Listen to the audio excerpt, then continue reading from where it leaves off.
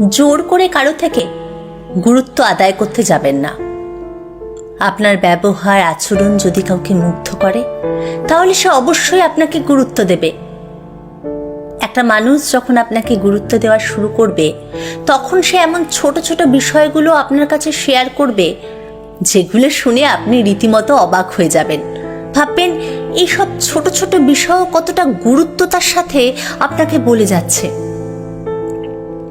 আপনি কি করেন বা না করেন সেগুলো ওই মানুষটা জানতে না চাইলেও সে কি করে, কোথায় যায়, দিনের যাবতীয় সব খবর আপনাকে অনায়াসে বলে ফেলে কোনো রকম দ্বিধা ছাড়াই।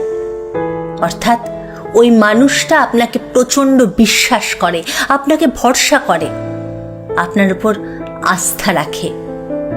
কেউ যখন আপনার কাছে তার নিজের সব কিছু শেয়ার করে যায় তখন বুঝে নেবেন আপনি তার কাছে একজন গুরুত্বপূর্ণ মানুষ।